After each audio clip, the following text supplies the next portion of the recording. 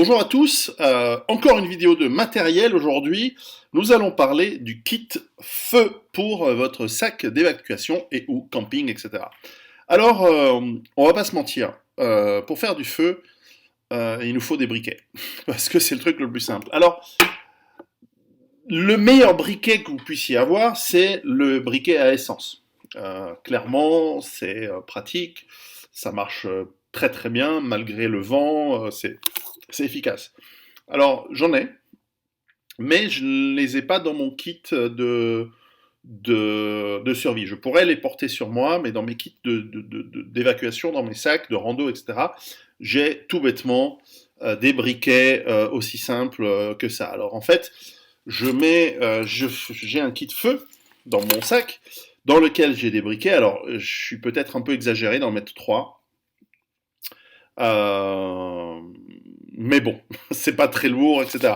En fait, je veux dire la vérité, mais comme il n'y a personne qui écoute, c'est pas grave. En fait, normalement, dans le kit feu, il y en a un. Mais comme j'ai profité pour faire ces vidéos de ranger un peu tout le bordel que j'ai dans le sac, je me suis rendu compte que j'en avais plusieurs. En fait, j'en avais 7. J'en avais 3 plus un. Et bon, donc je les ai groupés, donc les 3 en trop, je vais pas les mettre, je vais les enlever parce que ça fait vraiment trop. Donc j'en garde 3 et je les ai groupés au même endroit, comme ça dans le sac. N'oubliez pas, j'ai un briquet toujours dans ma poche ventrale, qui est un peu le dernier recours si nécessaire. Mais dans la série, c'est un concept qui nous vient de Vol Ouest, que j'aime bien dans la série de marcher sur 3 pattes. Alors on va faire 9 pattes, là il y a 3 donc briquets, enfin c'est un système d'allumage du feu. Le deuxième élément, c'est l'allumette. Alors, les allumettes, vous avez des allumettes de bar, des trucs normaux, etc. Voilà, ça c'était. Alors ça c'est de la merde, ça marche pas. Donc je les ai mis là pour info, mais ce genre d'allumettes, une fois mouillées, sont foutues. Et même celle-ci, je sais pas depuis combien de temps elles traînent dans mon appartement. Regardez, rien qu'en restant sans bouger, elles ont perdu la partie inflammable, la partie en partie, hein, voilà. Ça, vous pouvez pas compter dessus. Donc ça va pour allumer les cigarettes, ça va pour la boîte de nuit, ça va pour le... Non, mais dans la campagne, ça n'ira pas. Donc en fait, vous avez toutes sortes, alors j'ai pris 2 exemples, vous avez toutes sortes d'allumettes. Vous avez ces allumettes alors, qui vont dans des... voilà, vous les trouvez dans les magasins de survie, ça coûte rien. En gros, c'est des allumettes légèrement de meilleure qualité, légèrement plus solides. Je pourrais vous raconter l'historique, voilà, euh, des, euh, ces grandes allumettes qui ont en fait une capacité de brûler longtemps et qui se tiennent bien au vent. Donc, elles sont pratiques. En fait, j'ai travaillé dans une boîte d'allumettes, c'était un de mes premiers jobs, euh, avant même que je fasse mes études. Je connais un petit peu l'historique des lunettes, c'est une histoire fascinante. Allez sur Wikipédia, regardez l'histoire des allumettes. C'est une technologie historiquement fascinante qui a changé le monde et qui a provoqué des guerres. Enfin, c'est indirectement. Pendant que je suis en train d'essayer de visser ce truc, je vous raconte, en fait, l'allumette au début était faite à base de soufre. D'ailleurs, les ouvriers qui travaillaient dans les usines, qui fabriquaient les allumettes, étaient souvent très très malades. Enfin, c'était le 19e siècle. Les ouvriers étaient maltraités, mais grâce au capitalisme, ils ont été traités de mieux en mieux. Euh, par la concurrence, par l'effet de la concurrence. Alors, vous allez me dire, c'est petit. Oui, c'est pour ça que dans le commerce, vous trouvez des recharges pour ces allumettes. Alors, je ne sais plus si ça s'appelle Firestorm. Je ne sais plus si c'est la marque ou si c'est le terme générique pour ces allumettes. Faites des Google, débrouillez-vous. Vous savez quel est le seul endroit où on trouve du soufre en Europe? C'est la Sicile. Les mines de soufre de l'Etna sont connues depuis l'Antiquité et sont utilisées. Vous savez quel est le premier pays à avoir eu une révolution industrielle? L'Angleterre. Et l'Angleterre a été le premier pays à avoir mis un éclairage et des cuisines au gaz dans ces villes. Et pour allumer le gaz, qu'est-ce qu'on a à l'époque? On a des allumettes.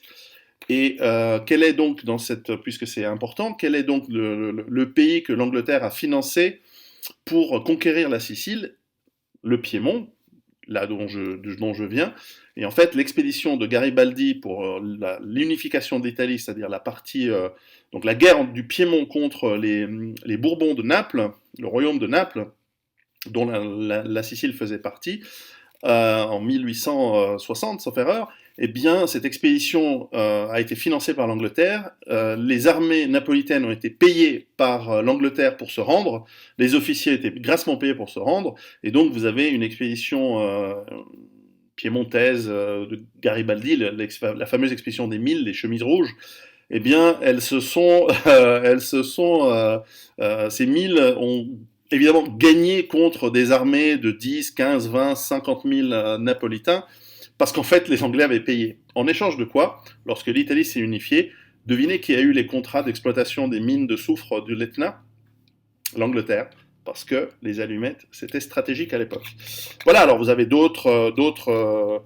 voilà, vous avez toujours un petit peu les mêmes, voilà ce genre de comment dire, de récipient est tout à fait bien, avec vous avez un système pour le frottement. Donc vous avez vos briquets, vous avez vos allumettes, et en troisième élément, je l'ai déjà montré, mais je peux le remontrer, l'allume-feu. Alors ici c'est un Exotac parce qu'ils sont pratiques, il est petit, il se dévisse, il se monte. Vous en avez d'autres qui fonctionnent avec des couteaux, je crois que les couteaux Mora en font des très bons avec ces modèles d'allume-feu. Vous avez aussi dans les allume-feu des barres de fer enrichies au magnésium qui sont vendues en tant que telles. Et donc elles sont particulièrement efficaces. Alors on va voir si ça marche. Je suis en train d'assembler le machin. Et avec ce truc, normalement, voilà, là j'ai un système de frottement. Vous les avez vus? Je sais pas si ça se voit à la caméra, allez. Je vais pas cramer mon ordinateur. Ah, j'aime l'odeur du Fire Steel au matin. Bref, vous pouvez d'ailleurs les modifier et les rechanges existent. Donc il y a des petites barres qui sont faites pour. Vous pouvez aussi acheter les barres brutes. J'en ai quelques-unes. C'est pratique ces machins. Il y a un côté atavique, il y a un côté homme des cavernes, je fais mon feu en frottant, c'est assez rigolo. Troisième truc, donc vous avez briquet, allumette, allume-feu. C'est pas très cher ces trucs-là. Mais ensuite, il faut allumer le feu. Alors, c'est assez simple lorsque vous avez votre cheminée chez vous, qu'il n'y a pas de vent.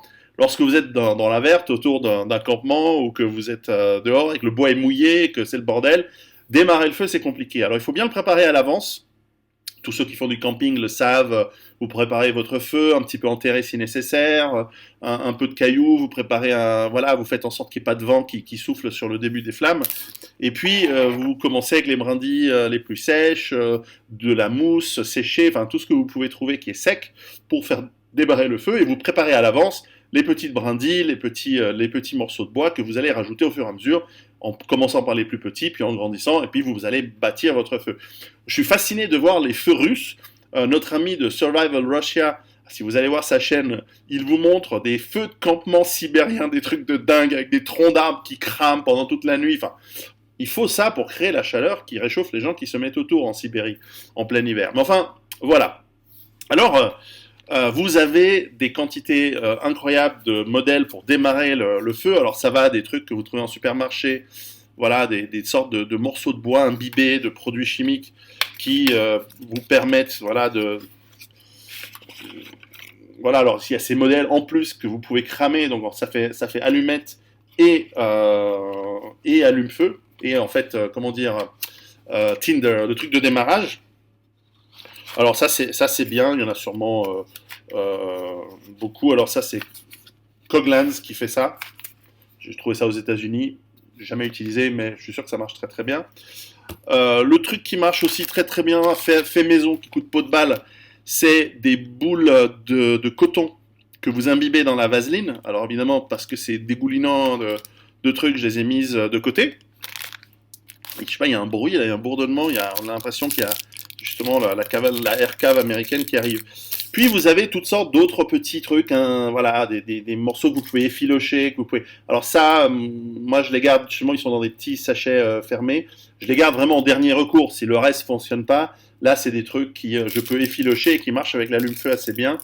Il y a toutes sortes, il y a des morceaux d'écorce, il y a des. On trouve dans le commerce énormément de trucs, mais ça peut être intéressant de développer soi-même. Alors dans la série, le dernier truc que j'ai trouvé et que j'ai pas encore acheté, c'est un machin qui s'appelle Fat Rope. J'ai vu ça sur internet, ça a l'air génial. Je vous avoue que j'ai pas essayé. Ça se découvre et en fait c'est comme c'est tressé comme ça a du matériau tressé comme une corde et donc évidemment en ouvrant le sachet, en coupant avec un couteau par exemple, ça s'effiloche et ça fait un joli petit tas qui vous permet avec votre briquet, vos allumettes ou votre allume-feu de rapidement faire un démarrage de feu et ensuite allumer votre feu. Voilà. Le feu utile pour chauffer des aliments, de l'eau, pour éloigner les bêtes, pour faire des signaux, pour 10 millions d'utilisations depuis, je crois que ça fait 6 ou 7 millions d'années que déjà les proto-humains utilisaient le feu.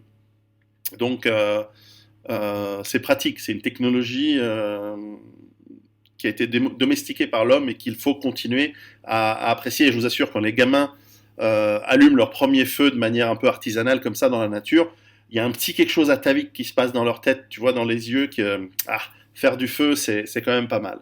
Bref, ça c'était le kit feu. Donc, je remets tout ça tranquillement dans son sac étanche, parce que le feu n'aime pas l'eau.